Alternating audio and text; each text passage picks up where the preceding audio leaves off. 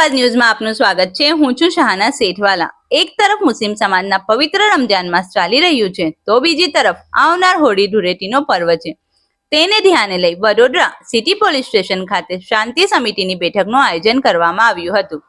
Zone 4ના city police station, Karelibaug, કુંભારવાડાના PI શ્રીઓ અને હિન્દુ મુસ્લિમ સમાજના આગેવાનોની ઉપસ્થિતિમાં શાંતિ સમિતિની બેઠકનું આયોજન કરવામાં આવ્યું હતું।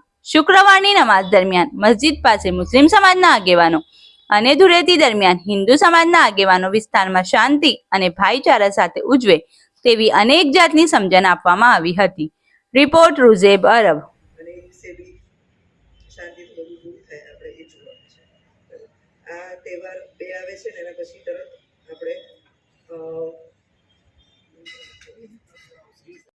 રોડ ઉપર જેટલી છે તમારે રોડ ઉપર જેટલી મસ્જિદો છે ત્યાં લોકો આમ લાગે કે ભાઈ અહીંથી રમતા રમતા જશે કે આજે ઝોન 4 હેસ્ટરના જે સિટી પોલીસ સ્ટેશન, પછી કારેલીબાગ અને કુંભારવાડા પોલીસ સ્ટેશન જે છે એ લોકોની અમે શાંતિ સમિતિની મિટિંગનું આયોજન કરેલું છે।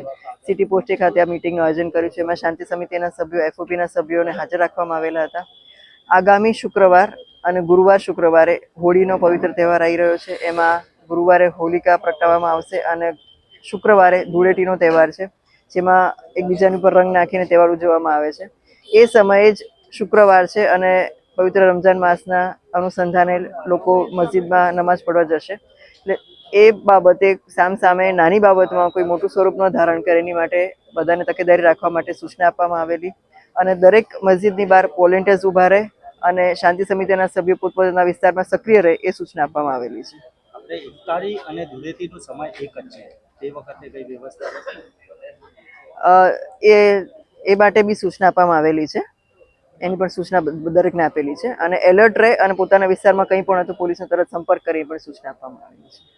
ઝોન 4 પન્ના મુમા મેડમ અને 3 પોલીસ સ્ટેશનના અધિકારીઓ સાથે શાંતિ સમિતિની મિટિંગ થઈ છે અને આ મિટિંગની અંદર પોલીસ તરફથી એક સૂચના આપવામાં આવી છે કે રમજાન માસ પણ ચાલે છે અને હોળી ધૂળેટી એ આવે છે અને ધૂળેટી જુમ્માના દિવસે છે, પણ આ તો વર્ષોથી પરંપરા મુજબ આ તહેવારો આવે છે ને એવું તો કોઈ હમણાં સુધી કોઈ હોળી ધૂળેટી પર એવું કંઈ બનાવ બન્યો નથી, પણ તો પણ મુસલમાન અમારા સમાજના તમામ લોકોએ સાથ સહકાર આપવું જોઈએ કે આપણી ટાઈમ પર નમાજો થશે અને એ જે રોડ પર મસ્જિદો છે ત્યાં બાજુ આપણા પણ ભીડ જમા ના થાય કે કોઈ જાણીને અંજાણીને પણ કોઈ એવું કોઈ વિવાદ ઊભો ના થાય।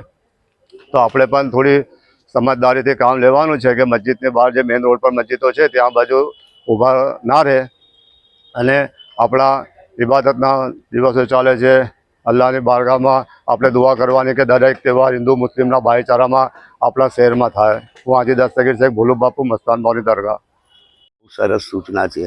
બે તહેવાર આવે છે, રમજાન ચાલે છે, સારી રીતે સુખ શાંતિથી તહેવાર આપણા જાય, આપણી એકતા જળવાઈ રહે, બસ એ જ મારો આશય છે। બસ આપનો પરિચય? મારો પરિચય દિનેશભાઈ લાલજીભાઈ હિંગુ ઉર્ફે સીતારામ।